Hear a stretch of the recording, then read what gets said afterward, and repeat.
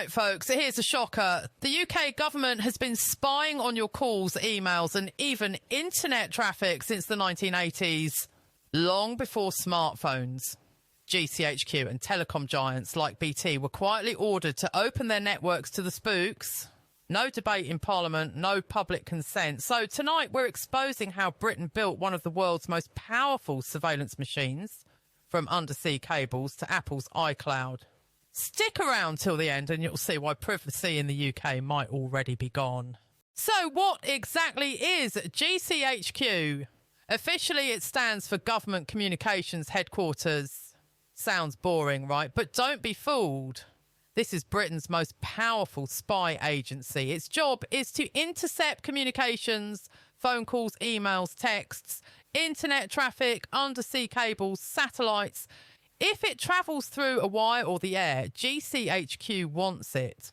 They're also in charge of cybersecurity, code breaking and hacking into foreign networks. Think of them as Britain's NSA. Signals intelligence, pure and simple. They're not chasing terrorists on the streets like MI5. They're not sending agents abroad like MI6. They're quietly sitting in Cheltenham, hoovering up the world's data.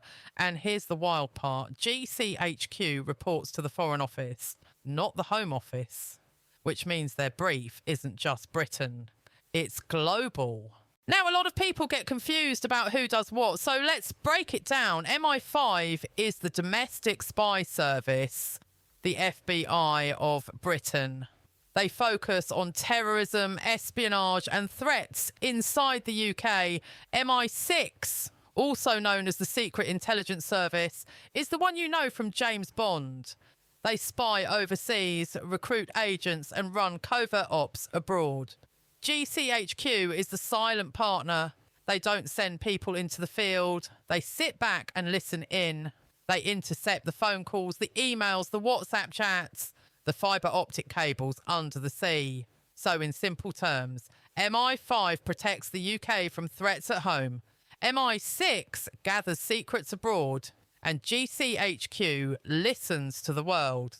And here's the punchline. If MI5 and MI6 are the visible arms of British intelligence, GCHQ is the invisible one, and arguably the most powerful. This is where things get really interesting, because you might think all of this spying started after September 11th or after the rise of the internet. But no. Declassified files show that as early as 1985, BT was already under orders from the Home Office to prepare its network for GCHQ access. They were told to install interception equipment at cable landing stations, the points where undersea cables connect to Britain. They even set up a special National Security Committee on BT's board, whose only job was to receive secret orders from the government. And it wasn't just BT. Vodafone and other telecoms had the same obligations baked into their licenses. They couldn't even admit this in public. They were legally barred from saying they'd been ordered to spy.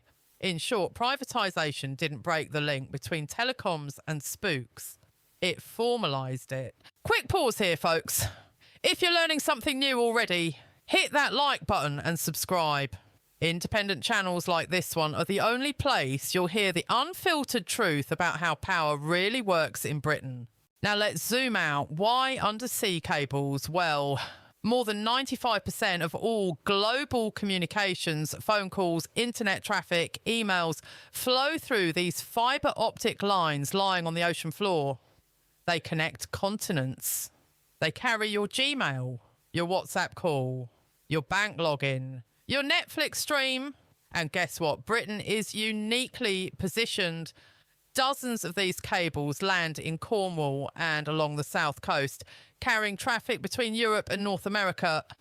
That's why Snowden revealed that GCHQ had unlimited access to them through BT and Vodafone. In other words, if the internet is the bloodstream of the modern world, Britain sits right at the heart of it, with GCHQ as the surgeon, quietly cutting open the arteries. But the spooks hit a problem: encryption. By the 1990s, companies had to offer secure encryption to win customer trust. That meant GCHQ couldn't just plug in anymore. So governments fought back. The Labour government tried key escrow, holding everyone's encryption keys in case the state wanted them. When that failed, they passed the Regulation of Investigatory Powers Act in 2000, which allowed decryption orders.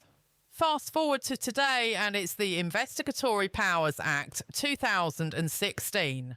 This law gives the government power to issue secret technical capability notices, ordering companies to do a particular thing. That could mean weakening their own systems, inserting backdoors, or removing encryption altogether. Apple is the latest battleground. The Home Office has demanded that Apple weaken iCloud security. Apple says no. But legally, the UK government has the power to force compliance and to stop Apple even admitting it's been forced. So the apps you think are private? Maybe not. Here's the problem. There's almost no oversight. The only parliamentary body with the power to scrutinise GCHQ is the Intelligence and Security Committee. And even they admit they're in an oversight crisis. Many of their requests for information are ignored. If a company wants to challenge a secret surveillance order, it can only do so in the Investigatory Powers Tribunal, a closed court. No public hearings, no open evidence, no accountability. So we're left with one of the most extreme surveillance regimes of any democracy hiding in plain sight. So what does all this mean for you? It means your calls, your emails, your browsing data, even your cloud backups have long been treated as state property. It means Britain has spent 60 years building a surveillance empire in the shadows, and only leaks and lawsuits have ever brought any of it to light. And it means that while we're told this is all about stopping criminals and terrorists, the infrastructure is already there to monitor millions of ordinary people. Once a backdoor exists, it doesn't just stay in the hands of the good guys. It becomes a vulnerability for hackers, hostile states, and anyone with enough access. So Britain is actually running one of the most secretive and far-reaching surveillance operations in the democratic world.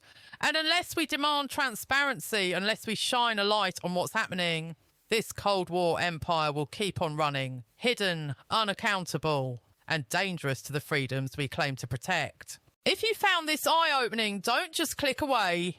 Hit like, hit subscribe, and share this video, because the more people understand what's really happening with Britain's surveillance state, the harder it becomes for them to operate in total secrecy. This is Truthcast UK, and I'll see you on the next one.